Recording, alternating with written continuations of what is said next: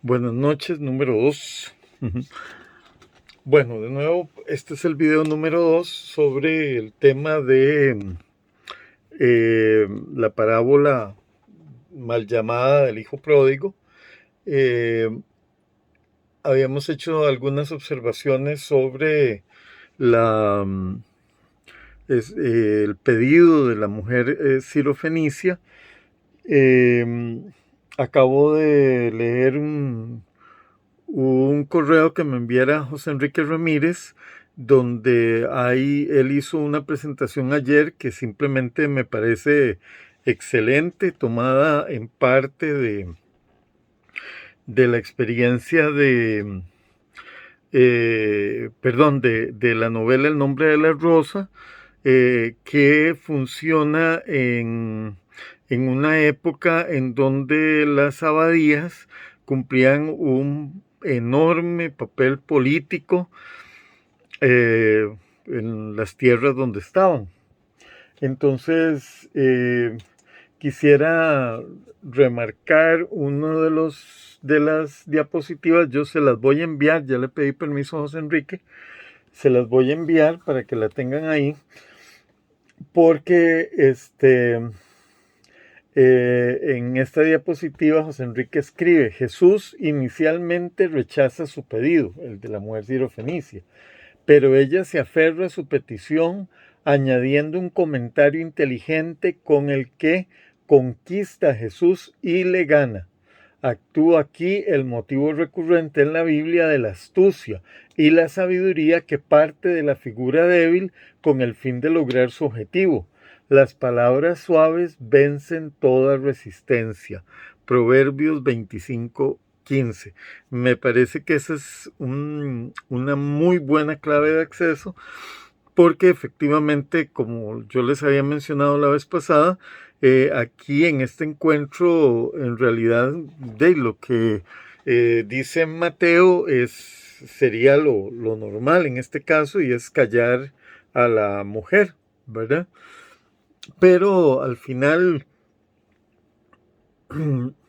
Jesús en Mateo interactúa 2 veces con ella y al final reconoce su fe, que es un motivo que aparece en varios otros textos de los sinópticos y de Juan, porque hay un asombro, sea por la falta de fe de ellos, como es el caso de Marcos 6:6, o por la abundancia de fe, como en Marcos 2, 4, 5, donde un grupo de amigos o de personas baja por un techo la camilla de la persona paralítica.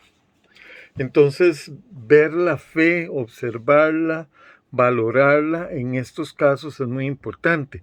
Fe como lealtad, como confianza, no fe como adhesión o fe como credo o creer en algo. La fe no es creer. Esa es la versión, ¿cómo decir? La versión oficial, doctrinal. La fe es lealtad.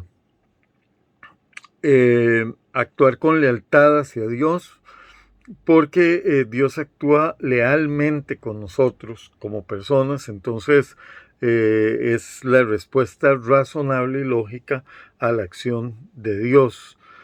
Igualmente a Dios se le tiene confianza, pero no es cuestión de creerle, sino de confiar, y son dos conceptos muy, muy diferentes. En uno se cierra la mente y en el otro se mantiene abierta. Bien, entonces en el caso del artículo que van a leer, para estos efectos, se llama La disciplina como abrazo. Este tiene ya muchos años de haber sido escrito. Hay un tema de fondo, ¿verdad?, que es el problema de cómo entender la disciplina, pero a la postre el problema más grande es no el de cómo entender la disciplina, sino en qué consiste la disciplina. Porque hay un elemento que ha permeado tan grandemente nuestras culturas que no nos permite ver más allá de unos parámetros para hacer de la disciplina un instrumento de control de las personas que son familiares de uno o del control de otras personas que están alrededor. En este caso, habría que entender que hay un marco social consensual socialmente, porque todo el mundo piensa más o menos de una manera, y entonces eso que ha creado un consenso consciente o inconsciente se transforma en un tipo de ley que establece cómo deben de comportarse las personas.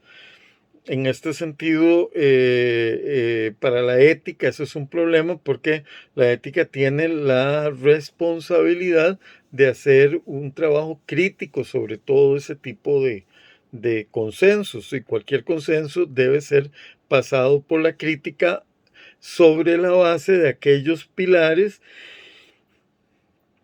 que construyen los fundamentos de las relaciones justas y dignificantes entre las personas, ¿verdad? La imposición de un criterio es realmente un problema humano muy complejo y que ya desde el punto de vista de los derechos humanos está tipificado y se considera una acción aberrante en un contexto donde se exprese, se trate de construir una democracia, etcétera, etcétera. Bueno, en todo caso, eh, la disciplina tiene dos maneras de verse. Una es lo que corresponde formalmente a abrazar o apasionarse por algo, sea un deporte, sea un instrumento, sea una profesión, una persona artesana, ¿verdad? La pasión se expresa en forma de creatividad y de entrega personal a eso. No cabe ahí de ninguna manera el concepto de sacrificio, porque el sacrificio se hace siempre para, ¿cómo se llama?, atender a otra persona, o es algo que se da para otra u otras personas.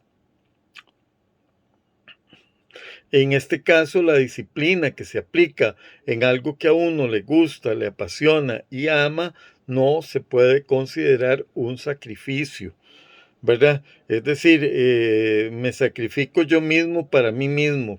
Eso no tiene sentido. No, uno se sacrificaría por otras personas, por una causa, ¿verdad? Siempre es, en el caso del sacrificio, hay una escisión entre el acto que uno hace y los beneficiarios de ese acto. Entonces, en términos generales, Jesús se sacrifica por nosotros, no por él mismo. No es que él considerara que ir a la cruz sería algo bueno para sí. Eh, no, es decir, él no quiere ir a la cruz. Hay una serie de condiciones sociales, políticas, culturales que lo llevan a eso. Él puede tener conciencia del martirio que va a sufrir, pero eso no significa que él vaya gozoso a ese martirio, ¿verdad? Simplemente lo asume como parte de su tarea. En este caso, la disciplina se aplica, el concepto de disciplina es algo que uno hace para beneficio propio. Si yo toco un instrumento porque así me nace, yo voy a pasar, qué sé yo, 6 horas todos los días practicando, ¿verdad? O si lo que me interesa es coser y eso es lo que me llena, ¿verdad? Yo coseré 10, 12 horas al día, ¿verdad? Etcétera. Hay algo ahí que en el acto de hacer, el acto de creatividad se vuelve sobre uno. Es un grado de satisfacción. Entonces, esa es la disciplina y yo a veces me molesto mucho con atletas que hablan de sacrificio. Ellos no se están sacrificando. Nadie que considere que lo que hace vale la pena puede considerar que la inversión que hace en eso es un sacrificio. Es decir, eso es una aberración y eso solo se puede entender cuando la persona que así lo enuncia lo hace para cobrar algo, ¿verdad? No es, esa no es forma de establecer el valor de un acto que uno hace donde la mayor parte, si no todo, el beneficio recae sobre uno. Eh, bueno, eso puede ser discutible, pero no veo cómo realmente. Pero en la segunda acepción de disciplina es el peso que se arroja sobre una persona para ponerla, para doblegarla, para hacerla que se controle. Entonces la disciplina ahí en realidad no debe llamarse disciplina, debe llamarse como es, castigo. Entonces no se puede confundir disciplina con castigo. Son dos temas diferentes, pero disciplina y castigo están amarradas profundamente en las tradiciones nuestras, con el agravante de que las personas, al confundirlas, pasan las facturas a otros grupos que no tienen nada, que no les deben absolutamente nada. Un ejemplo de esto fue algo que pasó hace muchos años con un estudiante que era de la escuela ecuménica de bachillerato, que estaba en la junta directiva de la Asociación de Estudiantes de Teología y en una actividad formal de un consejo académico, esta persona señaló lo siguiente: nosotros los estudiantes nos sacrificamos, ¿verdad? Y yo me le quedé viendo y le digo, vea, usted no se sacrifica, porque al final el que usted saque una profesión es algo, un logro suyo, es para usted. O usted va a estudiar y estudiar 10, 15 horas al día para que su hermana o su mamá o un amigo obtenga el título. No, entonces eso recae directamente para el beneficio de uno. Y ahí es donde yo hago la enorme separación en el problema de conceptualizar disciplina como castigo, porque entonces se enredan las cosas y uno termina no entendiendo ninguna de las dos cosas, ¿verdad? Castigo es un acto represivo que se da porque uno tiene el poder para hacerlo, ¿verdad? O no tiene el poder y lo recibe.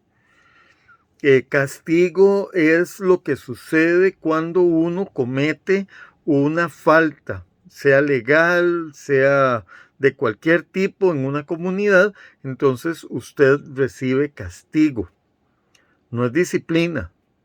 Esta idea de que se le va a poner en disciplina tiene ese problema que acabo de señalar. Entonces pareciera que todo el mundo que trabaja por algo que le apasiona padece un castigo. No es así. Entonces, separando esos elementos, ¿verdad? Ese es un poco el primer punto que deviene de esta parábola, perdón, del estudio de esta parábola y del artículo. Hay que separar disciplina de castigo y llamar al castigo como se llama, castigo, y no llamarle otra cosa que tiene otra implicación social diferente.